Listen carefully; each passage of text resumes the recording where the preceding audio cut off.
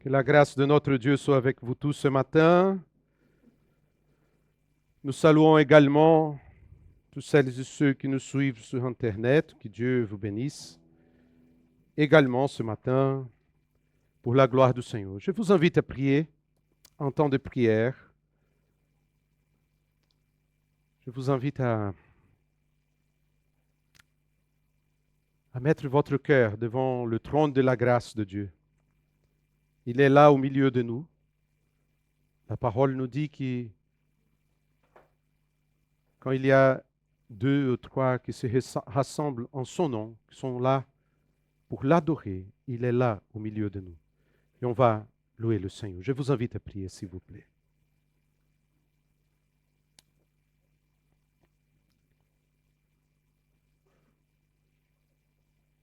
Notre Père, qui es aux cieux, merci parce que tu es là au milieu de nous ce matin par ton esprit. C'est ta promesse, c'est ta parole.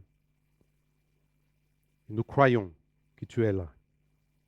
Nous te remercions pour le privilège que nous avons de t'adorer, de célébrer ton nom, de glorifier ton nom.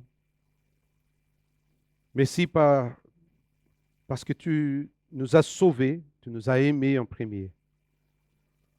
Et nous te remercions pour ton grand amour pour nous. Nous te demandons ta grâce, nous te demandons ta miséricorde. Nous te demandons que tu puisses parler à nos cœurs ce matin, que ton nom soit glorifié par les chants qu'on va chanter, par le moment de prière, par ta parole qui sera prêchée ce matin. Et nous te remercions pour chaque instant devant ta présence. Merci Seigneur. Au nom de Jésus. Amen. Je vous invite à se lever s'il vous plaît. On va commencer notre moment de prière, de louange pour chanter Notre Père. Dimanche dernier, on a chanté.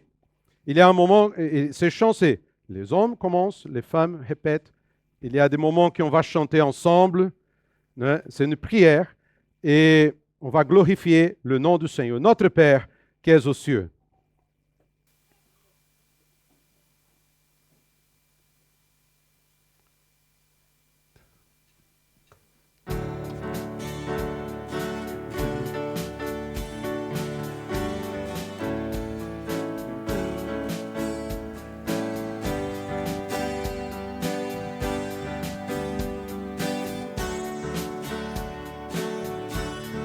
Notre Père, homme, notre Père,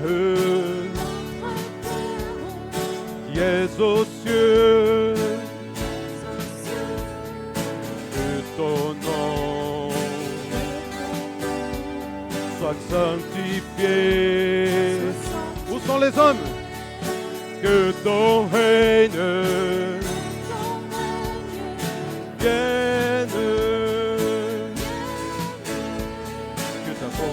Soit faite sur la terre comme au ciel, comme au ciel. Les hommes, donne-nous notre pain aujourd'hui et demain.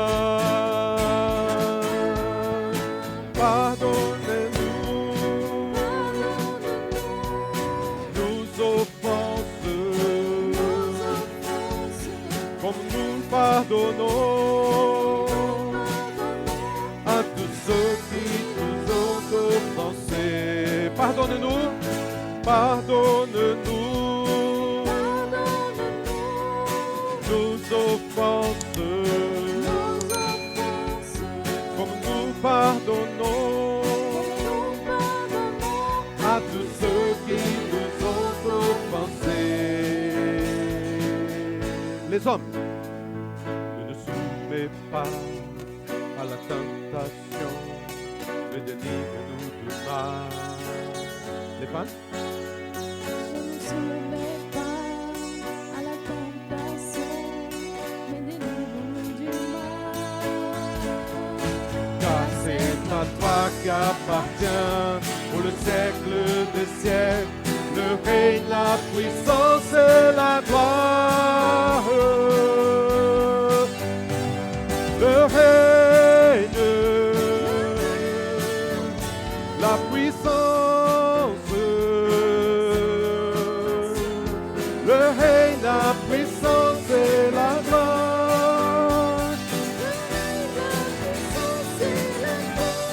Tous ensemble. Le règne, la puissance et la gloire. Amen.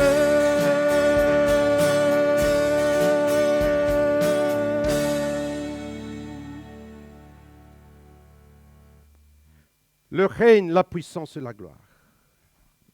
Pour le siècle du siècle. Amen. Célébrons. On va célébrer le Seigneur. Célébrer. Nous venons célébrer, nous venons pour louer, pour adorer Dieu, notre Père.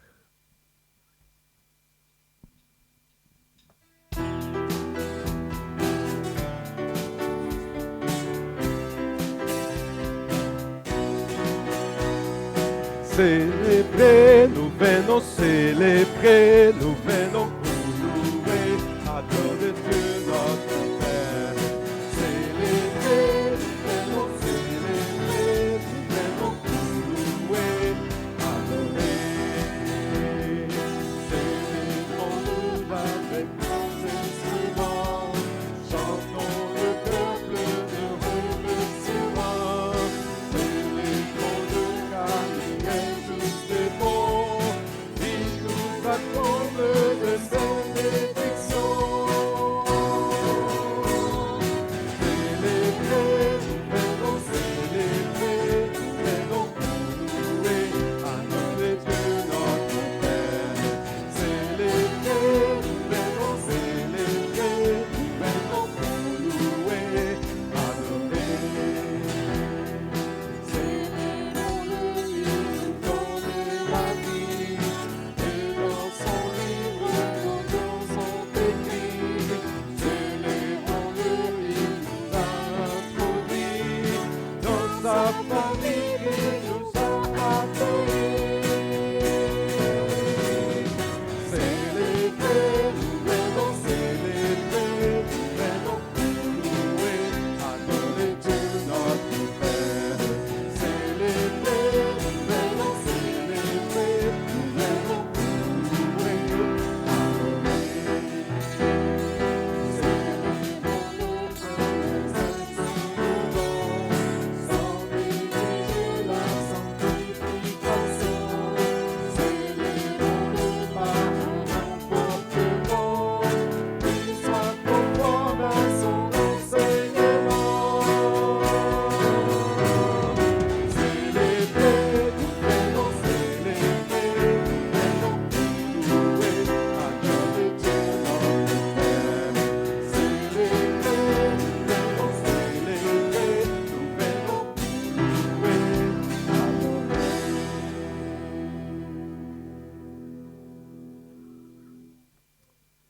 Nous sommes là pour célébrer son nom, parce qu'il nous a donné la vie. Ce chant qu'on va chanter maintenant, c'est une déclaration d'amour au Seigneur. Nous pouvons exprimer à Dieu notre amour. Il nous a aimés en premier.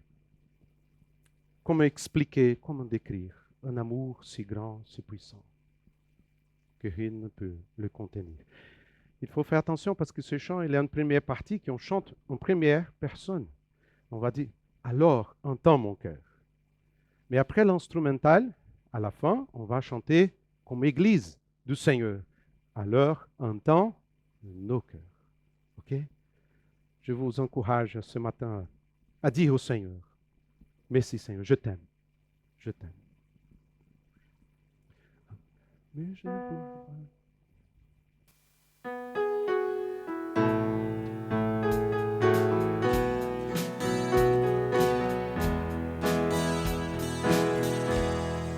Comment expliquer et comment décrire un amour si puissant que je ne peux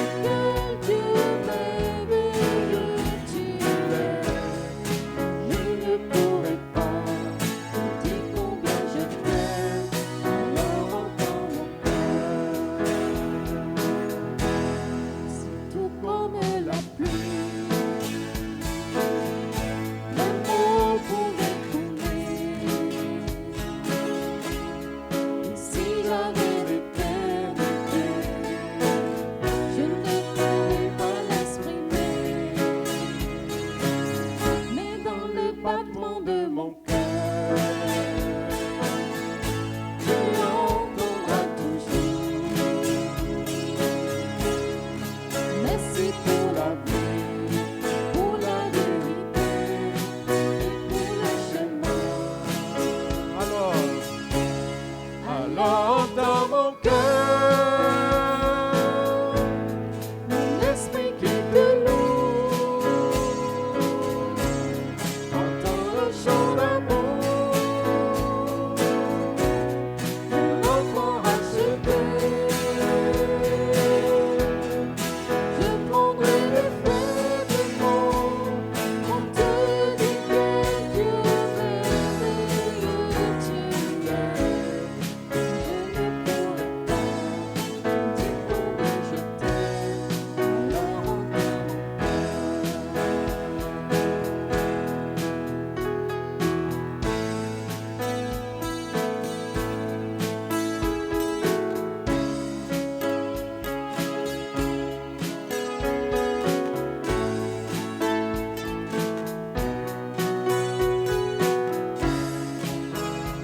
alors entends mon Alors entends nos cœurs, nos esprits qui te louent.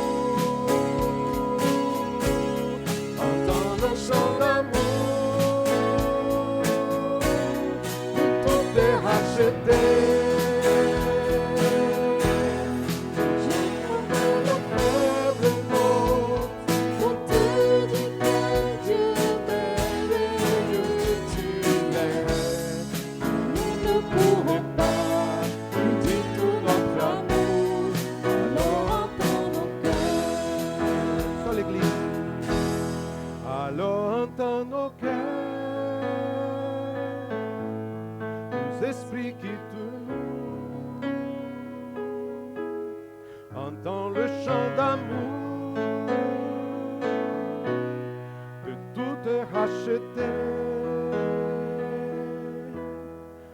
Nous prendons nos faibles mots pour te dire quel Dieu merveilleux tu es. Nous ne pourrons pas te dire tout notre amour, alors dans nos cœurs.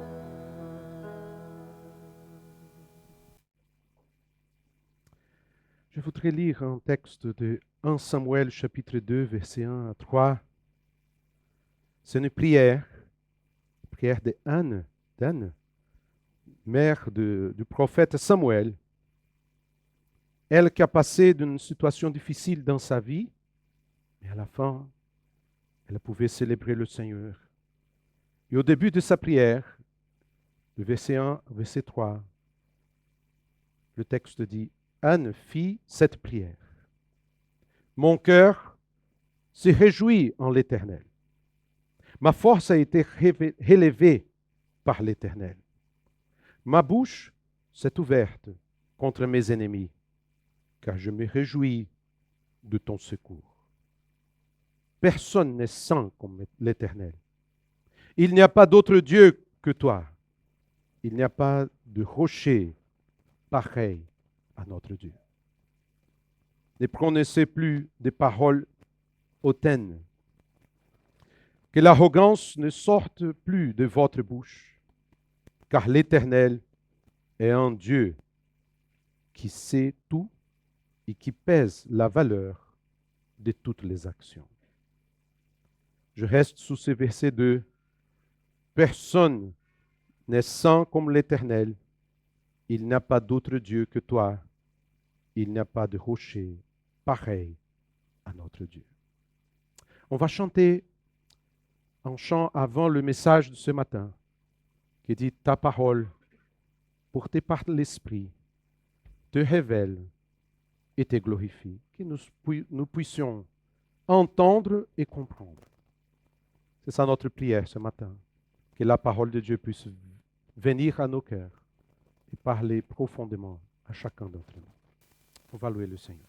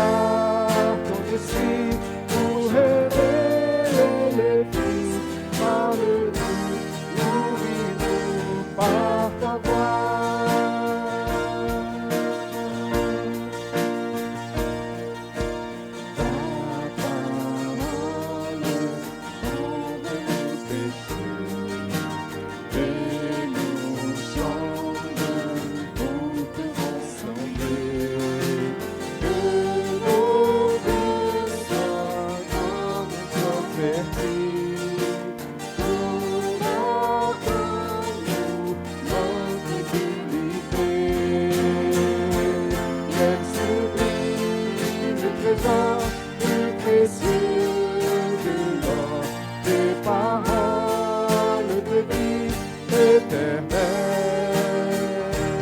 Ouvre par ton esprit pour révéler l'Église. Parle-nous, nourris-nous par ta voix.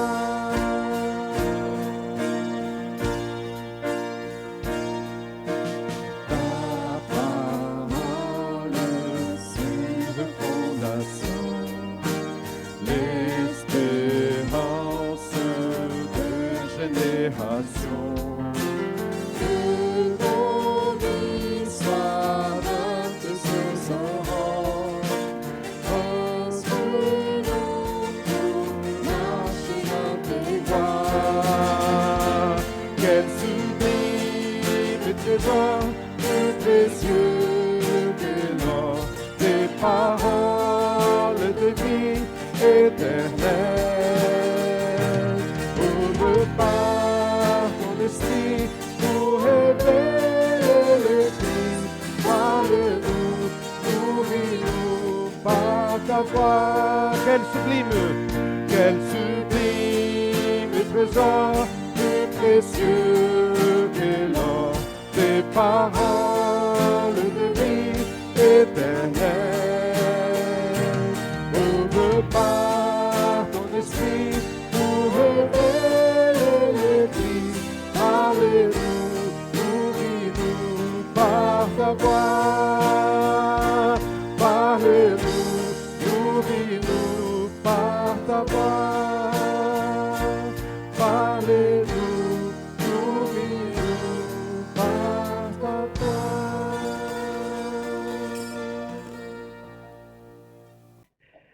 Alors, la dernière fois que j'ai prêché sur, vous vous rappelez peut-être, sur les généalogies dans le livre de Matthieu. Et je continuerai un peu à la lecture dans la suite de ces généalogies. Je ne reviendrai pas sur les généalogies. Ce texte de Matthieu au chapitre 1er à partir du verset 18 qui s'affiche. Voici de quelle manière arriva la naissance de Jésus-Christ. Alors je sais qu'on n'est pas à Noël, mais je continue ma lecture. Voilà, ce n'est pas forcément dit qu'on doive lire ça qu'à Noël. Voici de quelle manière arriva la naissance de Jésus-Christ. Marie, sa mère, était fiancée à Joseph. Or, avant qu'ils aient habité ensemble, elle se trouva enceinte par l'action du Saint-Esprit. Joseph, son fiancé, qui était un homme juste et qui ne voulait pas l'exposer au déshonneur, se proposa de rompre secrètement avec elle. Comme il y pensait, un ange du Seigneur lui apparut dans un rêve et dit « Joseph, descendant de David, n'aie pas peur de prendre Marie pour femme, car l'enfant qu'elle porte vient du Saint-Esprit. Elle mettra au monde un fils, et tu lui donneras le nom de Jésus, car c'est lui qui sauvera son peuple de ses péchés. » Merci. Tout cela arriva afin que s'accomplisse ce que le Seigneur avait annoncé par le prophète. La Vierge sera enceinte, elle mettra au monde un fils, et on l'appellera Emmanuel, ce qui signifie Dieu avec nous. À son réveil, Joseph fit ce que l'ange du Seigneur lui avait ordonné, et il prit sa femme chez lui. Mais il n'eut pas de relation conjugale avec elle jusqu'à ce qu'elle ait mis au monde un fils, premier-né, auquel il donna le nom de Jésus. Jusqu'ici, cette lecture. Peut-être que si je me... Non, ce n'est pas tactile non plus. Voilà.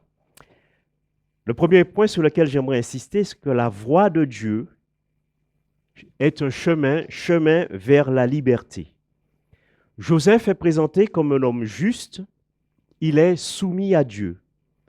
Pourtant, sa vie va basculer en apprenant la nouvelle, à savoir que Marie, sa fiancée, sa promise, se retrouve enceinte par la vertu du Saint-Esprit. Alors imaginez le cœur de cet homme, Joseph, qui avait très certainement fait des projets de vie. Il vivrait avec Marie, fonderait une famille. il avait peut-être construit leur maison et en tant que charpentier. Et en tant que charpentier, il apprendrait très certainement à ses fils ce beau métier. Mais Joseph apprend une mauvaise nouvelle. Marie, sa fiancée, se retrouve enceinte. Et Matthieu précise que c'est avant qu'ils aient habité ensemble.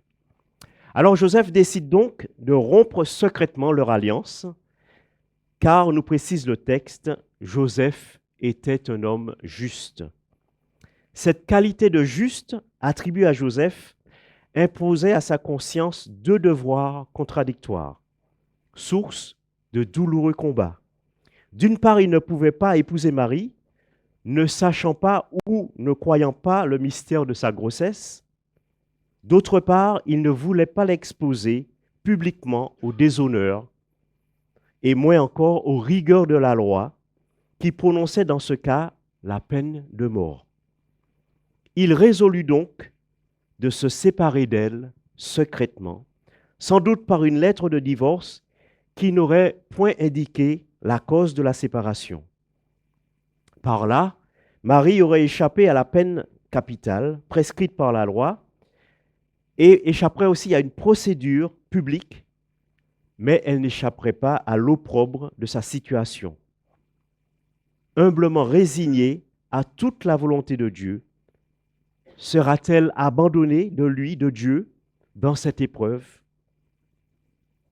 Alors je ne sais pas le nombre de temps, le nombre de minutes, ou peut-être le nombre d'heures, ou le nombre de jours qu'il y a eu entre le moment où Marie annonce à Joseph qu'elle est enceinte et la visite de l'ange à Joseph. Je suppose que ça ne s'est pas fait tout de suite. Ces minutes, voire même ces heures, ont été longues et insoutenables pour notre Joseph. Alors, je ne sais pas si ça vous est déjà arrivé d'avoir un problème à résoudre et vous cogitez, vous réfléchissez dans votre tête sans avoir de réponse. Vous envisagez toutes les résolutions possibles, mais sans aucune certitude. Joseph, sans doute déçu par la situation, voire peut-être même en colère, a pris une décision qu'il croit être la plus juste. Mais Dieu n'a pas abandonné Marie à son triste sort. Il envoie un ange qui dit à Joseph de ne pas craindre de prendre Marie pour femme, car l'enfant qu'elle a conçu vient du Saint-Esprit. Dieu, par l'intermédiaire de l'ange, tel un bon coach, un bon enseignant, le rassure, ne crains pas. Dieu n'impose pas ce choix. Joseph reste libre de son raisonnement, libre de choisir de se soumettre à Dieu et à sa volonté. Joseph, à ce moment, devra choisir sous quelle autorité il veut vivre. Sous l'autorité de la loi, sous sa propre autorité ou sous l'autorité de Dieu. Et à partir de cette décision, il y aura des conséquences à assumer. John MacArthur écrit qu'une relation intime avec Jésus requiert du courage. Imaginez les pensées des proches de Joseph quand il essaie de leur expliquer la situation. Marie est enceinte du Saint-Esprit. Alors je vois bien ses amis, ses parents lui dire « Ah, cool, c'est bien, on est content pour toi ». Ils vont plutôt conclure qu'il est fou ou peut-être qu'il s'est fait avoir, qu'il est crédule, qu'il est naïf. L'ange rassure Joseph. Ne crains pas de prendre Marie pour femme.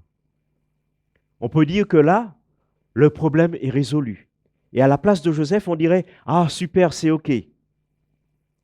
J'imagine que ce pauvre homme est perplexe, hésitant entre son projet de rompre secrètement avec Marie ou accepter de faire confiance à l'ange et à Dieu. Est-ce facile de suivre la voie de Dieu, la voie que Dieu nous indique? Pourtant, la voie de Dieu est la voie de la liberté. liberté de soi, liberté des tensions extérieures, de ma culture, de mon environnement social, de mon contexte religieux. Et l'ange va plus loin encore. Il lui indique comment appeler ce garçon. Alors moi, dans mon cas, ça m'aurait été super génial, parce que vous savez, les prénoms, c'est pas terrible.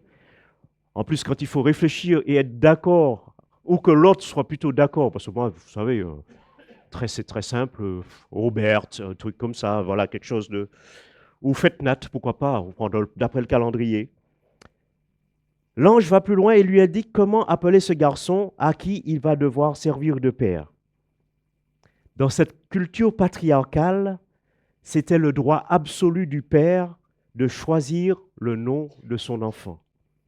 Le père avait tout pouvoir sur ses enfants et le fait de déterminer leur nom marquait symboliquement le contrôle qu'il avait sur sa famille.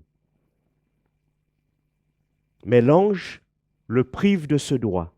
En lui refusant la possibilité de choisir le nom qu'il va donner à cet enfant, l'ange lui signifie que même si Jésus est dans ta vie, tu n'es pas le chef, c'est cet enfant qui va naître qui est ton chef. Parce qu'il est le Seigneur des Seigneurs, le Roi des Rois. Il ne s'agit pas ici d'un enfant roi, mais du Maître de l'univers, Dieu devenu homme. La voix de Dieu conduit à la liberté. Quand Dieu entre dans votre vie, c'est lui qui fixe les exigences. C'est lui qui fixe les règles. Suivre la voie de Dieu, c'est abandonner son libre choix. L'abnégation est une attitude contraire à notre culture postmoderne de l'affirmation de soi. Joseph, en acceptant ce projet fou, s'engage à ne pas mettre sa volonté en premier. Pour parler de l'autorité, dans son livre sur l'autorité de Jonathan Leeman, il écrit que nous nous sentons tiraillés et angoissés par la notion d'autorité. Nous pouvons, comme il souligne, être soupçonneux à l'égard de toute autorité et nous pouvons être méfiants envers ceux qui détiennent une autorité sur nous. Mais la solution au mauvais usage de l'autorité est rarement l'absence d'autorité, mais toujours une autorité bien exercée. Fin de citation. Alors en lisant cette phrase, cela m'a fait penser à cette belle phrase de certain Coluche qui dit ceci: le capitalisme, c'est l'exploitation de l'homme par l'homme, et le syndicalisme, c'est le contraire.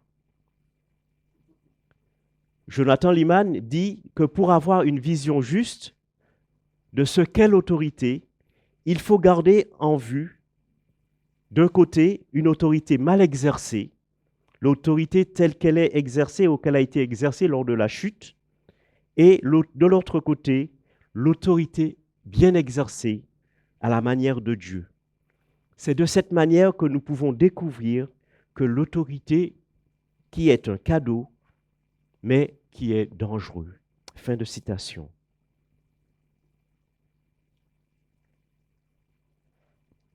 L'autorité exercée de la bonne manière et selon Dieu est auteur de vie.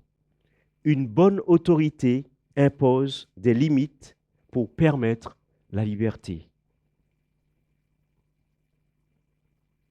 Quelqu'un m'a dit un jour qu'on parle souvent de soumission, être soumis à un chef, mais en fait, parce qu'on voit toujours de mauvais œil d'être sous l'autorité de quelqu'un, mais finalement, cette personne me disait, mais quand vous êtes sous l'autorité de quelqu'un, vous êtes sous sa responsabilité. Alors ça m'arrange bien quand je suis à l'usine et que je fais une erreur et que je vais voir mon chef, je dis, tiens, il y a telle chose qui n'a pas marché, mais je suis sous ton autorité, donc sous ta responsabilité.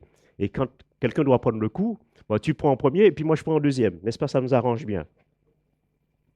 La voie de Dieu est chemin vers la liberté.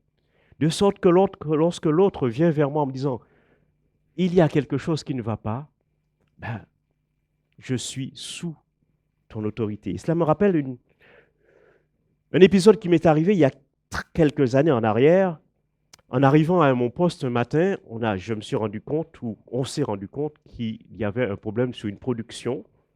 Et le régleur qui était avec moi, on s'est rendu compte tous les deux. Et on était bien en colère pour cette situation. Et on a été voir notre chef d'équipe. Et puis, on lui a dit, voilà, ça ne va pas, il y a telle chose qui ne va pas parce qu'il y a un problème qu'on ne s'était pas rendu compte auparavant.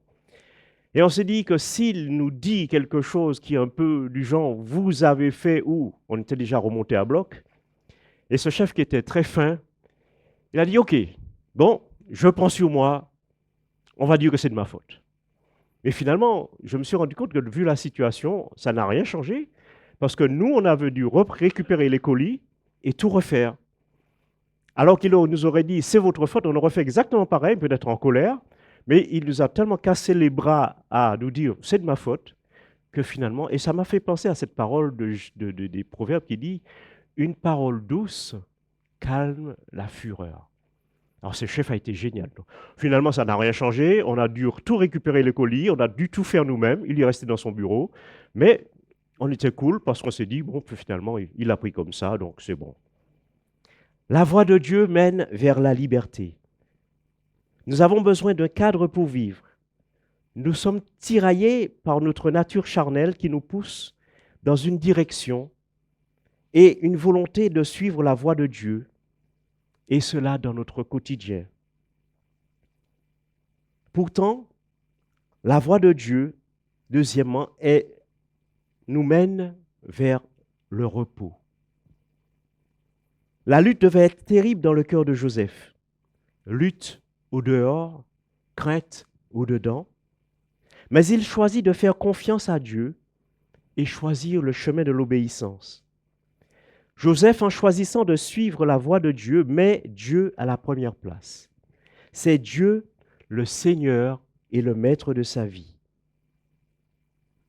En devenant chrétiens, nous aussi, nous avons fait le choix, consciemment ou pas, de vouloir mettre Dieu à la première place, à sa place. En devenant chrétien, vous devez trouver le courage de faire une chose que notre culture considère comme délirante. Vous vous êtes engagé à ne pas mettre votre volonté en premier. N'est-ce pas ce que nous chantons, ou que je dirais même que nous n'osons plus chanter? La voix du Seigneur m'appelle, prends ta croix et viens suis-moi. Je réponds, Sauveur fidèle, me voici, je suis à toi. Et une des strophes dit ceci, oui, perdre sa propre vie, consentir à n'être rien, n'avoir qu'une seule envie, aimer Jésus, le seul bien. Si quelqu'un veut être mon disciple, dit Jésus, qu'il renonce à lui-même. En Luc chapitre 9, verset 23. Si nous voulons plus de Jésus dans notre vie, si nous voulons qu'il soit le centre, alors nous devons abandonner notre libre choix, abandonner sur son autel, en réponse à son appel, mes visions, mes ambitions, car il est notre vie, il est notre passion. Si nous voulons plus de Jésus dans notre vie, il faut lui obéir de manière inconditionnelle. Vivre avec Jésus et pour lui est une aventure qui n'est pas sans risque. Mais la voie de Dieu est le chemin vers le repos. Et cela malgré les apparences, malgré les circonstances. Ce n'est qu'en le mettant à la première place que nous recevons de lui la paix qui dépasse tout ce que l'on peut comprendre. Joseph a eu le courage d'abandonner le contrôle de sa vie et de s'abandonner à la voie de Dieu, chemin vers le repos. Au verset 13 du chapitre 2, nous voyons où le conduit l'obéissance. Il doit être attentif à la voix de l'ange et fuir en Égypte. Il est dit ceci. Oui, voilà, c'est ça. Fuis en Égypte, dit l'ange, jusqu'à ce que je te parle. Joseph se lève de nuit et prend Marie et le petit enfant avec. Il y a deux voies possibles. La première est de voir les informations en poussant un grand soupir et de zapper. Et puis l'autre qui est, et que je garde en mémoire les paroles de 2, 3 frères d'un âge certain qui m'ont dit ceci et répété, qu'ils regardaient les informations et voyaient l'accomplissement des prophéties. Notre Dieu est au contrôle. Sommes-nous prêts à lui faire confiance au quotidien? Sommes-nous prêts à agir fidèlement et à marcher dans ses sentiers? Parce que la voie de Dieu mène au repos, même si ce chemin n'est pas un long fleuve tranquille. Joseph a choisi la voie de l'obéissance, pourtant il doit fuir en Égypte. Mais Matthieu nous dit qu'il y resta jusqu'à la mort d'Hérode afin que s'accomplisse ce que le Seigneur avait annoncé par le prophète. J'ai appelé mon fils hors d'Égypte. Puis au verset 19, il est dit, averti encore par l'ange, il retourne en Israël après la mort d'Hérode, et malgré la crainte qu'il avait de la situation, ayant appris qu'Archélaüs régnait sur la Judée à la place d'Hérode son père, il craignit de s'y rendre et divinement averti en songe, il se retira dans le territoire de la Galilée et vint demeurer dans une ville appelée Nazareth, afin que s'accomplisse ce que les prophètes avaient annoncé. Il sera appelé Nazaréen. Là, on a l'impression que ce sont des concours de circonstances. On se rend compte, de par la précision du texte, que c'est d'après ce que les prophètes avaient annoncé. Alors, est-ce que je suis prêt à suivre la voie de Dieu? Est-ce que je suis prêt à obéir à Dieu en toutes circonstances? Alors, je vous laisse le choix de 2 chants. Lequel choisirez-vous? J'irai au bout de mes rêves, tout au bout de mes rêves. J'irai au bout de mes rêves, où la raison s'achève, tout au bout de mes rêves. Ou peut-être, tout simplement, reçois ma vie comme une adoration, reçois mon cœur comme un cadeau d'amour. Je n'ai rien d'autre à t'offrir que ce sacrifice vivant. Je te donne ma vie pour toujours. J'abandonne sur ton autel, en réponse à ton appel, mes visions, mes ambitions, car tu es ma vie, ma passion. À tes pieds émerveillés, je contemple ta majesté. Je te donne sans compromis ce parfum de très grand prix.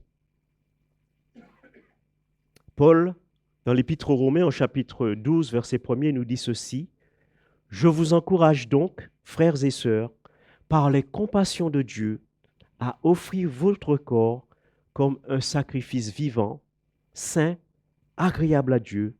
Ce sera de votre part un culte raisonnable. » Alors suis-je prêt à me soumettre à Dieu, qui est tout-puissant, qui agit parfaitement et qui agit selon son plan et qui agit pour la gloire de son nom. Je vous invite à prier. Oui Seigneur, merci pour ta parole que tu nous as adressée.